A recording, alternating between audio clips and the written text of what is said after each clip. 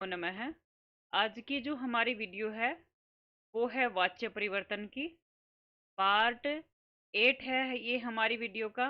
को शुरू करते हैं। सबसे पहले इसमें यहाँ पे जो भी लिखा हुआ आप उसको पढ़ लेंगे कि वाच्यानुसार रिक्त स्थान भरने हैं और केवल 3 प्रश्न करने हैं, यानी कि 4 आपको सेंटेंस दिए गए हैं, 4 में से आपको 3 करने हैं, तो एक नहीं भी आता तो भी चलेगा। तो और 3 नंबर का ये प्रश्न है। सबसे पहले इसमें आपको क्या समझना है कि ये जो प्रश्न है ये अनुवाद में है। प्रश्न है ये आपका अनुवाद में मतलब संवाद में रहेगा। संवाद मतलब बातचीत हो रही है।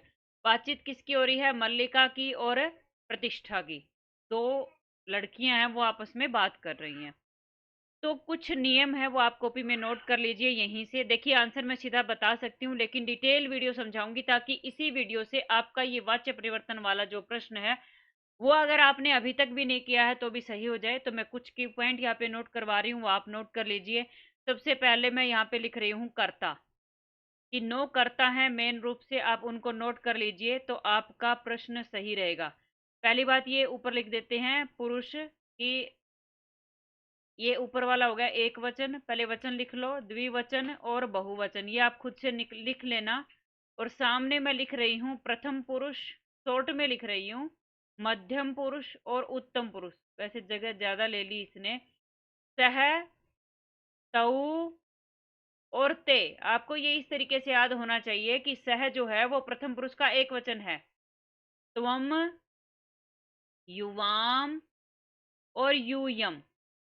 ठीक है, मध्यम पुरुष में ये सब आ गए। और उत्तम पुरुष में क्या होता है? अहम। आप साथ के साथ नोट कर लीजिए ताकि मैं अगर इसको साफ भी कर दूं तो भी आपको दिक्कत ना आए। अहम, आवाम, वयम, ये आप नोट कर लीजिए। डिटेल्ड वीडियो रहेगी वाच्य परिवर्तन की और इसके बाद आपका प्रश्न बिल्कुल भी गलत नहीं होगा। अब हम एक धातु ले लेते हैं इसी तरीके से, प्रथम पुरुष, मध्यम पुरुष, उत्तम पुरुष में लिख करके एक धातु लिख लेते हैं। उसी से आप सारी धातु समझ लेना। और मैं यहाँ पे केवल लट लकार लिख रही हूँ क्योंकि लट लकार ही है आपके सिलेबस में, कि लट लकार का ही वाच्य परिवर्तन करना है। तो जैसे मैंने पठ धातु लट लकार ले लिया, यहाँ पे मैं लिख रही हूँ पठती, पठता है। साथ ही साथ कॉपी में आप नोट कर लीजिए पठंती, पठसी। बहुत ज्यादा आपको याद करने की जरूरत नहीं पड़ेगी, बहुत ही इजी सा। हालांकि ट्रिक भी बता दूंगी, आप चिंता मत करिए, लेकिन ये भी कोई ज्यादा डिटेल में नहीं है। जितने नियम है उसके हिसाब से तो मैं बहुत ही शॉर्ट लिखवा रही हूँ आपको। पठामी, पठावह और पठामय, ये मैंने धातु भी लिख दी यहाँ पे, पठ धातु का लट लकार। अब इसका इस्तेमाल कैसे होता है पहले वो देख लीजिए। जैसे अगर आपको दिख रहा है वाक्य में सह, तो सह क्या है? सह है आपका प्रथम पुरुष का एक वचन। तो आप उसके साथ क्या लगाएंगे? आप उसके साथ पठती लगाएंगे। ठीक है, क्योंकि ये भी प्रथम पुरुष का एक वचन है। जैसे मैं पहला रिक्त रिक्त स्थान यहाँ पे आपको करा देती हूँ, आगे के नियम आगे कराऊंगी, क्योंकि मैं अगर इसको रफ कर दूंगी ना तो फिर आपको दिक्कत होगी। तो चलिए मैं पहला रिक्त स्थान आपको यहीं पे करा देती हूँ। पहला है आपका प्रतिष्ठे किम त्वम संस्कृतस्य विज्ञान प्रदर्शनीम द्रष्टुम रिक्त स्थान। अब आपको क्या करना है, देखिए बेटा, वाच्य परिवर्तन का जो वाक्य होगा ना, उसमें जो रिक्त स्थान मिलेगा वो मैक्सिमम टाइम या तो आपको कर्ता की जगह मिलेगा या आपको क्रिया की जगह। क्रिया क्या होती है? जो धातु होती है, जैसे पढ़ती, पढ़ता है, पठंती। और यहाँ पे रिक्त स्थान किसकी जगह पे है? क्रिया की जगह पे है। तो आप क्रिया का रिक्त स्थान भरोगे कर्ता को देख करके और कर्ता का भरोगे क्रिया को देख करके। अब यहाँ पे कर्ता कौन है? यहाँ पे कर्ता है तुम, क्योंकि हिंदी देखिए, प्रतिष्ठे है प्रतिष्ठा, किम तुम संस्कृत से विज्ञान प्रदर्शनी द्रष्टुम, क्या तुम संस्कृत की विज्ञान प्रदर्शनी को देखने के लिए। अब यहाँ पे कर्ता कौन है? कर्ता है तुम। तुम कहाँ पे लिखा है? यहाँ पे आप देखिए, जो मैंने आपको नियम लिखवाए तुम लिखा है यहाँ पे। तुम क्या है? मध्यम पुरुष का एक वचन। तो क्रिया यहाँ पे क्या लगेगी? मध्यम पुरुष का एक वचन, पठसी के जैसा होगा। तो आप ऑप्शन देखिए अब, गम्यते और गच्छति, गच्छसी और गच्छामि। पठसी के जैसा कौन सा है? गच्छसी, मध्यम पुरुष का एक वचन। तो आपका सही ऑप्शन होगा गच्छसी। तो आपको क्या करना है, मैं एक बार ये रफ कर देती हूँ।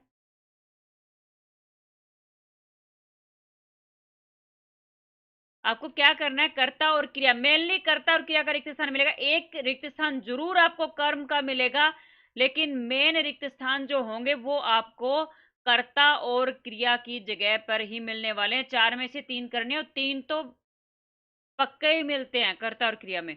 अब आपको क्या करना है, अभी ये जो कर्ता आया ना, यानी कि वाक्य के शुरू में मिलता है मैक्सिमम टाइम और काम करने वाला, ये आपको जिस तरीके से भी मिलेगा उसके साथ आप ये, जैसे मान लो अगर यहाँ पे होता अहम, मान लो अहम होता, तो आप क्या लगाते वहां पे, फिर आप पठामी के जैसा, क्योंकि उत्तम पुरुष का एक वचन है ना अहम, तो आप उत्तम पुरुष का एक वचन पठामी के जैसा ढूंढते, किसको, गच्छामी।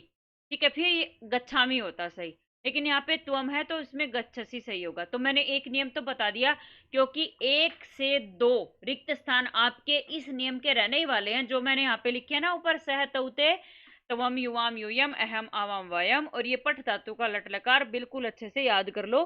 अगर आपको केवल एक धातु का भी याद है तो बाकी सारी धातु आप रिलेट कर करके बना सकते हो। अब आगे आपको कुछ नियम नोट करने हैं, वो कर देखिए। अब जब वाच्य परिवर्तन करते हैं ना, तो पहला वाक्य जो है ना, उसमें मालिका प्रश्न पूछ रही है कि क्या तुम संस्कृत की विज्ञान प्रदर्शनी देखने के लिए जाओगी या जाती हो या जा रही हो। ठीक है, तो आगे फिर प्रतिष्ठा जवाब देती है। प्रतिष्ठा क्या जवाब देती है, न मालिके, नहीं मालिका, तत्र न गम्यते, वहां नहीं जाया जाएगा। गम्यते मतलब जाता है नहीं होगा, जाया जाएगा। जैसे आप हिंदी में बनाते हो ना, वह जाएगा, और आप वाच्य परिवर्तन कैसे करते हो, उसके द्वारा जाया जाएगा। ठीक है, वह खाना खाएगा, उसके द्वारा खाना खाया जाएगा। तो खाया जाएगा, जाया जाएगा, किया जाएगा, लिखा जाएगा, ये वाले अर्थ जो हैं वो किस तरीके से बनेंगे, वो इस तरह की धातु से बनेंगे जो यहाँ पे लिखा है ना, गम्यते। ठीक है, और ये आपको क्या करना है, पहला अगर इस तरीके से संवाद हो, आपस में बातचीत वाला प्रश्न आया, तो पहली लाइन में तो प्रश्न पूछेगा एक बंदा, दूसरी लाइन में जवाब देगा। तो जो दूसरी लाइन होगी ना, उसमें वाच्य मिलेगा आपको।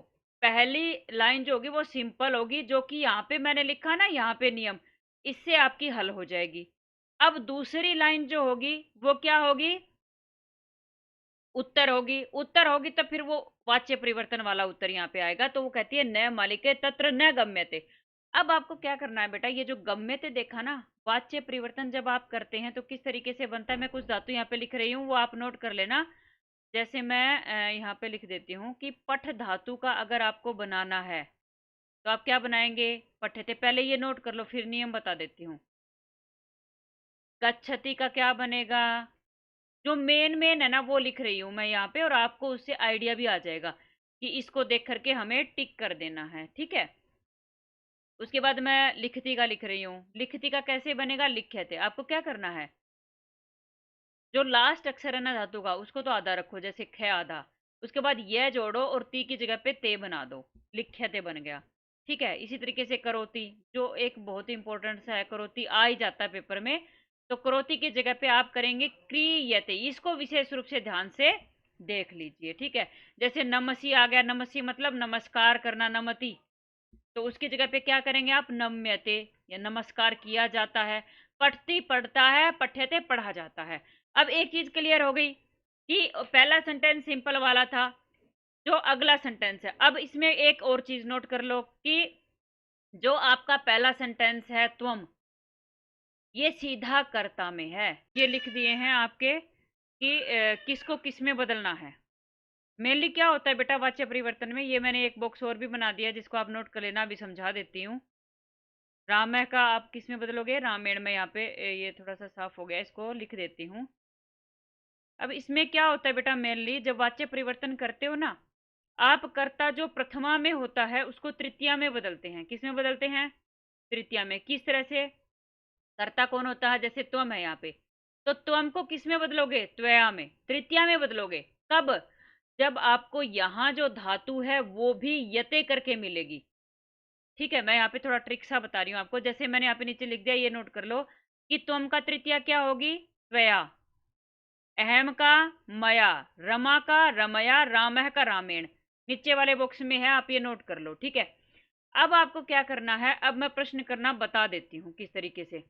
तो पहला वाक्य तो मुझे लगता है अच्छे से समझ में आ ही गया होगा कि तुम को देख करके सी वाला ऑप्शन टिक किया। अब जो भी वाक्य जिसके अंत में धातु में क्रिया में मिले यते लगा हुआ और कर्ता की जगह पे मिले रिक्त स्थान। अगला सेंटेंस है जिसमें त्वया तो लिखा हुआ है लेकिन धातु यानी कि क्रिया की जगह पे है रिक्त स्थान। तो कहने का मतलब ये है कि यहाँ पे जैसे ही आप यते को देखा तो यहाँ पे तृतीय विभक्ति वाला ऑप्शन आप टिक करोगे।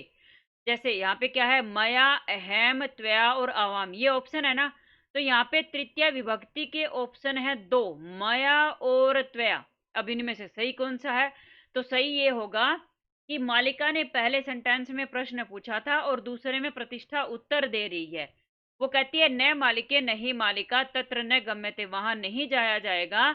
तो क्या कहती है, मेरे द्वारा, यानी कि मैं नहीं जा पाऊंगी। मया, मया किसके आया? मेरे द्वारा। तो यहाँ पे मया आएगा क्योंकि प्रतिष्ठा जो है वो खुद के बारे में बात कर रही है और मालिका यहाँ पे जो है वो प्रतिष्ठा से सवाल कर रही थी, तो बोल रही थी त्वम, यानी कि तुम। तो जब प्रतिष्ठा ने उत्तर दिया तो उस वाक्य में तृतीय विभक्ति लगी और तृतीय विभक्ति के साथ यते करके वाच्य परिवर्तन हुआ और ये तो इसने करके दे दिया। और वाक्य के अंत में जैसे ही आपने धातु में यते देखा, आपने तृतीय विभक्ति वाला ऑप्शन छांटा और जैसे ही आपको दिखा कि यहाँ पे तो दो ऑप्शन तृतीय के आए हैं, तो फिर आप ये समझो कि दूसरे वाक्य में प्रतिष्ठा उत्तर दे रही है, तो यानी कि वो खुद के बारे में बात कर रही है। और मया का मतलब होता है मेरे द्वारा, यानी कि वो खुद की बात करेगी। तो आप मया वाला ऑप्शन यहाँ पे टिक करेंगे। अभी हम आगे बढ़ते हैं, अगला देखते हैं।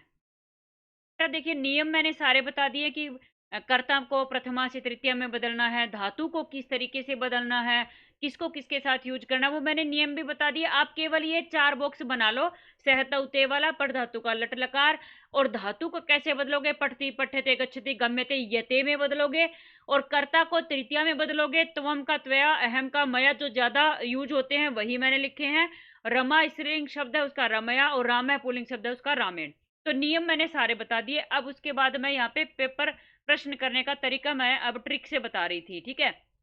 तीसरे वाक्य में चलते हैं। तीसरे वाक्य में लिखा है मालिका, मालिका दोबारा से बोलती है और प्रश्न पूछेगी। आपको पता ही है आपस में बातचीत चल रही है, तो पहले मालिका प्रश्न पूछ रही है, फिर प्रतिष्ठा ने उत्तर दिया। अब मालिका दोबारा प्रश्न पूछ रही है, कहती है अधुना त्वया गृहे किम, अब तुम्हारे द्वारा घर में किम, क्या तुम अब घर में किम, रिक्त स्थान। आपने क्या देखा यहाँ पे कर्ता में त्वया, त्वया क्या है, तृतीया। और मैंने आपको बताया ही है कि जब आपको तृतीय वाला रूप मिले, त्वया, मया, रमया, रामेण, ये अगर मिले, तो आपको यते वाला ऑप्शन जो है वो चुनना है। कौन सा ऑप्शन चुनेंगे आप? यते वाला, ठीक है। अब यहाँ पे देखिए 4 ऑप्शन है, क्रियंते, करोषि, करोति और क्रियते।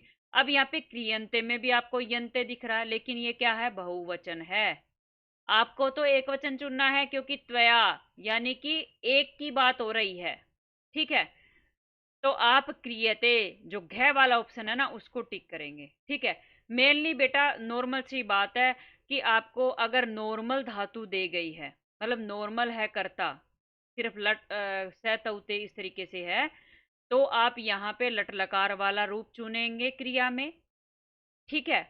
अगर आपको धातु दी है यते में, तो आप यहाँ पे तृतीय विभक्ति वाला त्वया, मया, रामेण, रमया, इस तरह का ऑप्शन टिक करोगे। और अगर ये यहाँ पे लिखा हुआ है, जैसे तीसरे में त्वया लिखा हुआ था, तो आप यहाँ पे यते वाला ऑप्शन चूज करोगे। समझ में आ गया? अभी हम आगे बढ़ते हैं और लास्ट वाला वाक्य हम यहाँ पे देख लेते हैं। लास्ट वाला है प्रतिष्ठा। प्रतिष्ठा कहती है श्वः मम परीक्षा भविष्यति, कल मेरी परीक्षा होगी, अतः मया अधुना रिक्त स्थान पठ्यन्ते, पढ़ी जाती हैं, या पढ़ूंगी मैं, ठीक है, मेरे द्वारा पढ़ी जाएंगी। क्या प्रतिष्ठा क्या कह रही है खुद के बारे में? अब यहाँ पे मया भी लिख दिया और पठनते भी लिख दिया और ऑप्शन में दे दिया पुस्तकम। आपको समझ में आ गया पढ़ने की बात हो रही है, क्या पुस्तक पढ़ने की बात हो रही है, इतना तो समझ में आ गया। अब ऑप्शन है पुस्तकम, पुस्तकानी, पुस्तकई, पुस्तके। तो आपको क्या करना है, कर्म है और कर्म में आपकी प्रथमा लगेगी, और पुस्तकें बहुत सारी हैं क्योंकि पठ्यन्ते लिखा है, यन्ते बहुवचन, तो पुस्तकानी बहुवचन वाला ऑप्शन आप टिक करेंगे। तो यही हमारी आज की वीडियो है वाच्य परिवर्तन की। उम्मीद है आपको बहुत अच्छे से समझ में आएगी। फिर भी अगर कोई डाउट हो, किसी तरीके से मैं ना समझा पाई हूँ, तो आप कमेंट करके जरूर पूछ लीजिएगा। धन्यवाद।